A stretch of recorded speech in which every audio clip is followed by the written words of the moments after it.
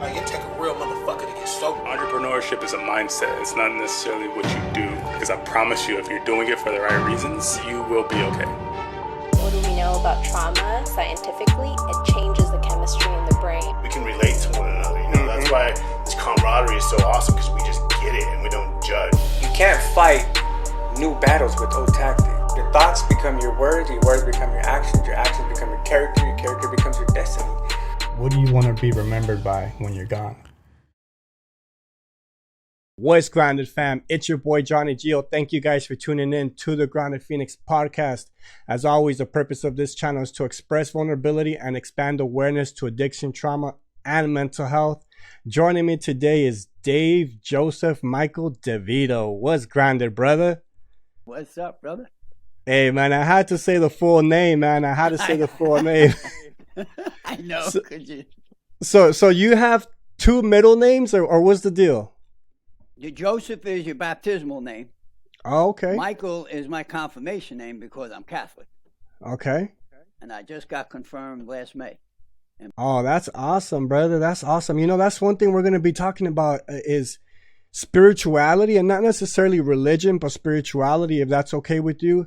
I understand there's so many forms of religion out there, and I think, in my personal opinion, you know, it's all about spiritualness, right? It's all about going within and getting to know and having a relationship with your creator, your God, however that may seem, what it is to you. So hopefully, you know, we could touch base on your point of view of that. But first, man, I really want to get to know you, because like I was saying earlier, man, I know you're all four names, but I really don't know much of you. But you know what? I really enjoy that because it makes it that much more exciting and more organic. So without further ado, bro, can you just please introduce yourself a little bit, and then why don't you talk about how much sober time you have and what was your drug of choice and things of that nature? Cool, no problem, brother. My name's Dave. I'm an alcoholic and a drug addict. My sober date is April the 16th of 1994. Ooh. So, God willing, this April I'll be coming up on 28 years. That's incredible. My drug of choice was more. But I was mainly a cokehead, brother. Cokes, uppers. I didn't get too much into the downers, into the opioids, because I just, you know, but not that I didn't do them. You know what I mean? Heroin I would snort. I never shot a needle, but I shot people up, stuff like that, you know. Been homeless, all that good stuff, man. Been to jail, been institutionalized. And it just got me nowhere. That's me in a nutshell. Oh my God, bro. Damn. So, okay. So, well, so he's like, yo. Dude. Man, okay, so I was a cokehead as well, but I really like doing coke because it allowed me to drink more. You see, my alcohol bone was attached to my cocaine bone. I never really liked any downers, but I was into the rave scene here and there, you know, so I'll do some ecstasy. And sometimes, you know, I'll get something that was a downer and I'll be like, oh shit, you know, fuck this. So I'll have to take an upper. But with coke, what was it about cocaine for you that really enticed you, that really got you? Of course, it's an addictive substance. For me, it was I could keep drinking. For you, what was that? Pretty much the same, John. I mean, it could keep me drinking. I felt more alive. I felt like I had more energy, like I could keep going. Like with the downer, like you just said, it's like, you know, I felt all mucus and I wasn't into nothing. Leave me alone. With the coke, it's like, what's going on? I wanted to be a part of, you know, that's what coke did for me. It just shot me up into another stratosphere, brother. Yeah, well, what happens once you stopped, you know, snorting coke, or will you shoot it up also? I didn't shoot it up, but the only time I stopped snorting coke was when I snorted heroin to have to come down, because I used to go on days runs, you know. At my end there, it was just, time didn't matter. I had no concept of time. I mean, because you go out for 2, 3, 4 days in a row on those runs, and it's like, my mentality finally, I don't know how, some part of the brain clicks in and says, look, you need to rest. Yeah. So then I'd get a bag of dope, snort a bag of dope, come down and pass out. What was the craziest event or incident you've ever had while you were high? Like just the all-time, the one that tops all of them by far. man, there's a lot of them, bro. Yeah, I know. All-time high. Which one sticks out? Which one sticks out? The one that sticks you. out, there's one that sticks out off the top of my head is when I got arrested. The one that scared the shit out of me was when I used to drive sanitation trucks loaded. Oh wow. So which one would you claim to be like the one that's like, fuck, you know, I'm glad, you know, I'm sober now. The one I got arrested because that's how I first got coming into recovery.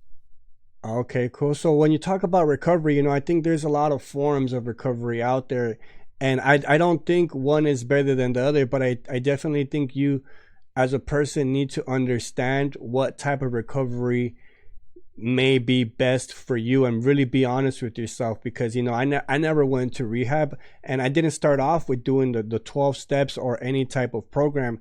But I gotta say, man, I have done the steps, and I'm actually still haven't completed them, but I'm still doing them. And I think that just because I initially didn't use them at first doesn't mean that you shouldn't try them out. I really do think that some people are sicker than others, and that's not to bash on people, but it's just being real. You know, not everybody can handle certain drugs or drinking the way others can, and I definitely think there's levels to it. So really comprehending and understanding and being honest with yourself as to where you're at and your level of addiction should really determine what form of recovery path to take. Of course, there's plenty. So which path was yours?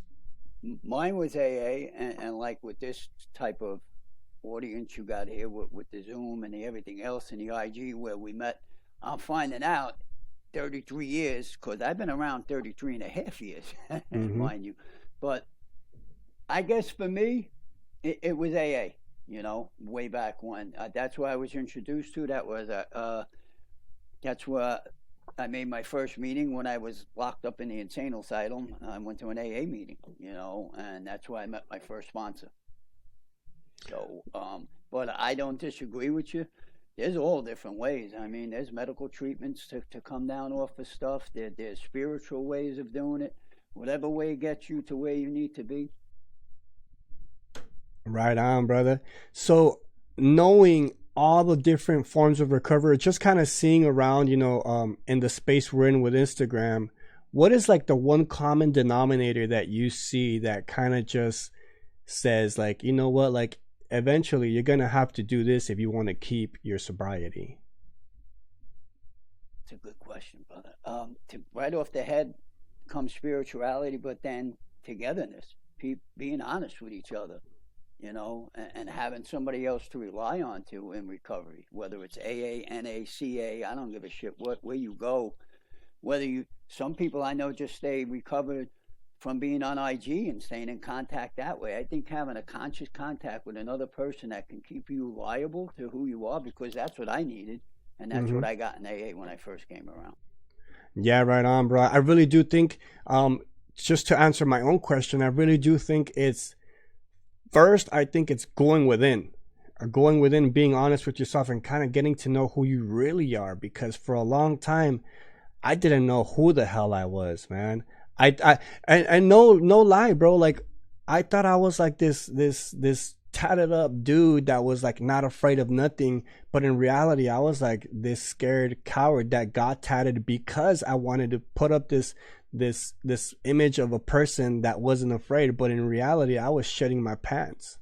You know what I'm saying? So I think that going within and realizing who you are and who you want to be is like the first step in going within and tackling on those demons.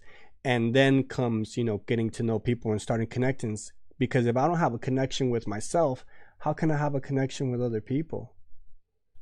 Yeah. It's funny you said image, because my old sponsor, may he rest in peace, he used to tell me, get rid of your image or get dragged by it. Ooh. You know, and I went, what? So, like you said, of course I come in, I'm a 12-stepper, you know, through AA, through NA, through CA. And the first step is admitting I got a problem. Well, who the hell wants to do that? You know what I mean? But that's me knowing me. Yeah, I knew I had the problem even before I got in here. I just never want to admit it. Right on. And it only says alcohol or drugs once in all of the 12 steps. the other 11 steps is about me, so I'm the problem. So if, I have to get to know who I am and see why I did why I drank, why I drugged, why did I do all this crazy shit, you know what I mean? And put myself in jackpots here and there, you know, like so I agree 100% with you, getting to know yourself first. But for me, when I first got sober, my sponsor was one of those bebop guys with the hat sideways. He didn't do the 12 steps. He knew where there was an NA party or an AA party, and that's all I did for the first, like, 90 days. And I'm like, no, there's more to it. There's these steps on the wall, you know? So, but that's why I answered the way I did, because it was getting to know other people for me first. Then I realized, I said, wait a minute, no, I got to get to know who I am, because it's me who brought me here.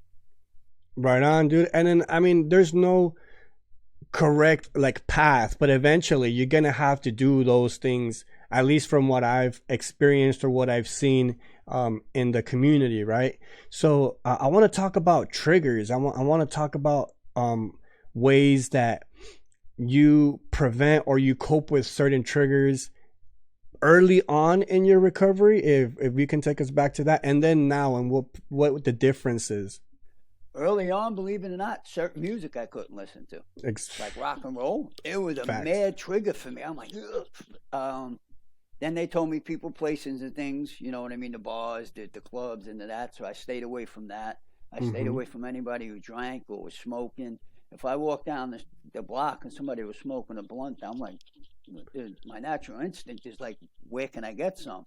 Right. So I had those were mad triggers for me, and I had to stay away from that. What about now? What are some things that help you cope now? Help me cope or triggers? Yeah, things that help you cope with the triggers. I'm so far removed. I feel that. Drink and drug.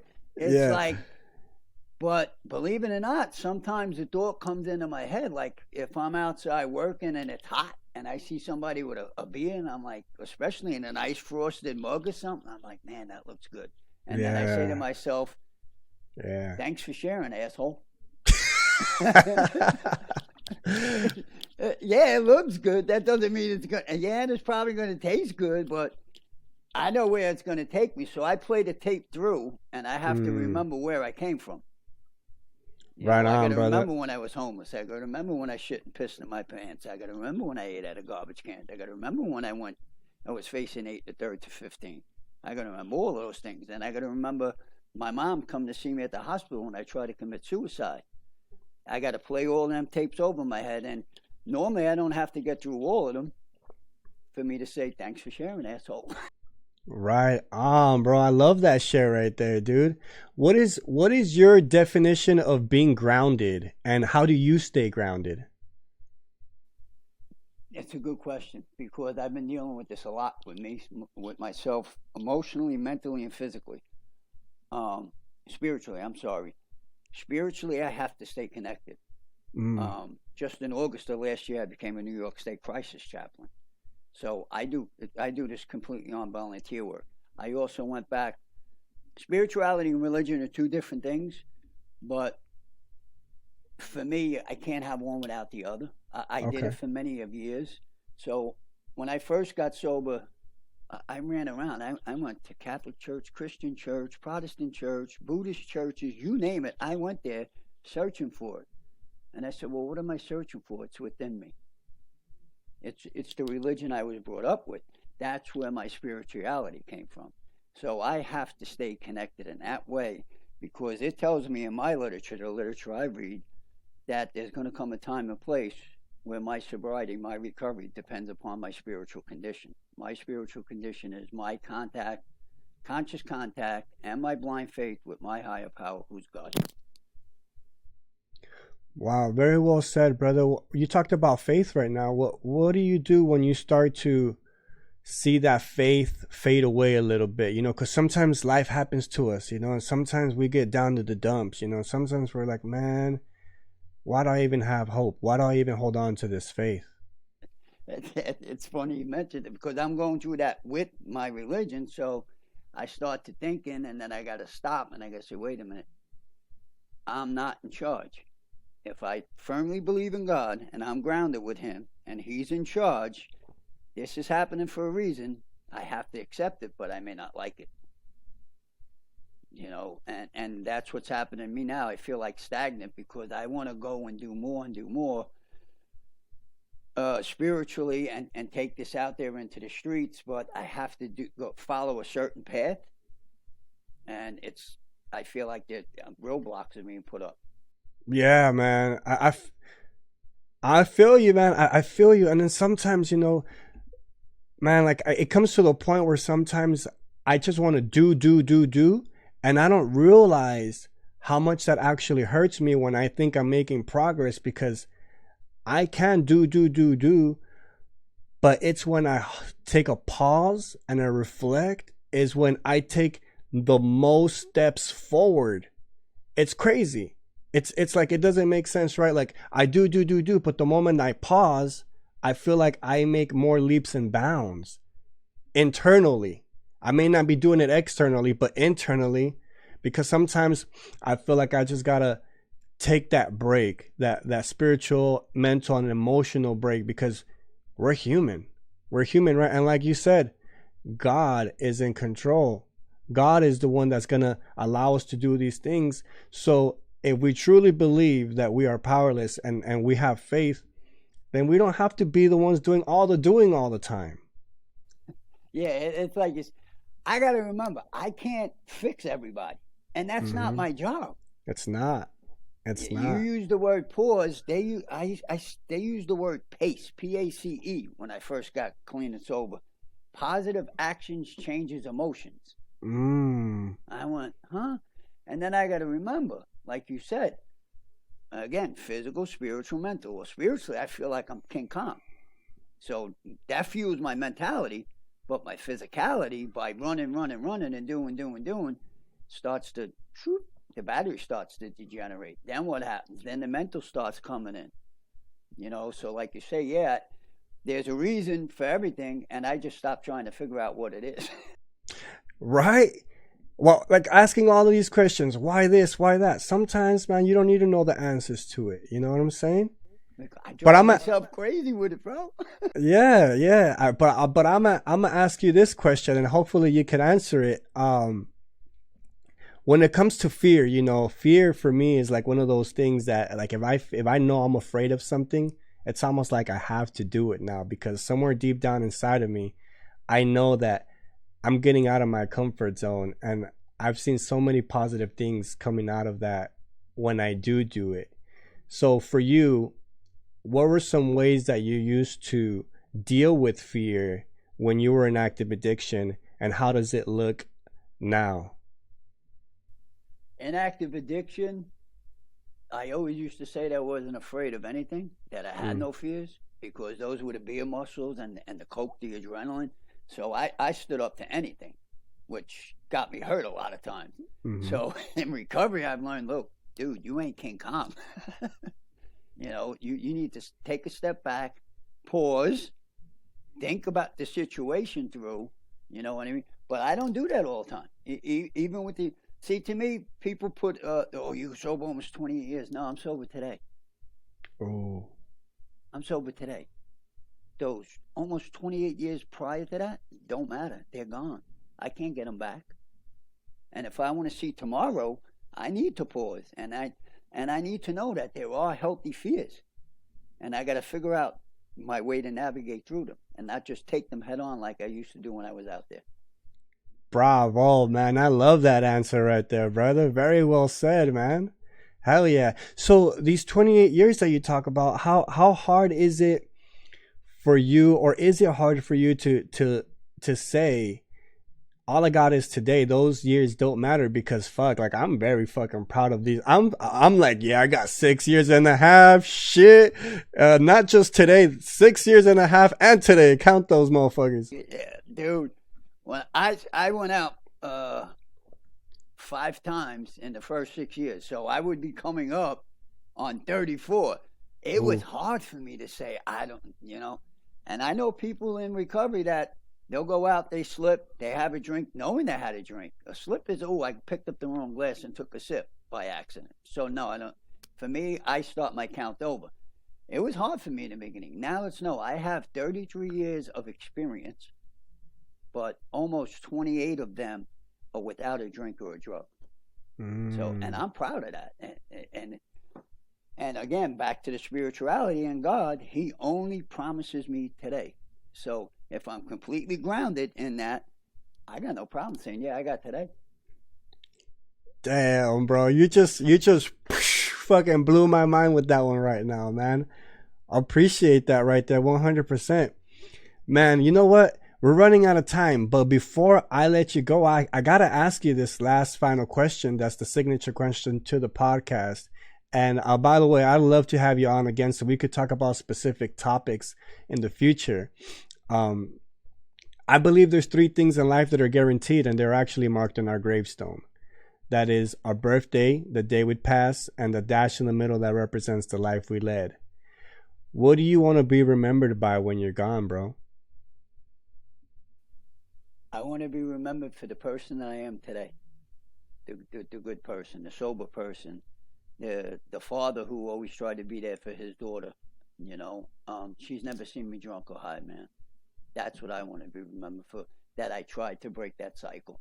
I'll never be the same.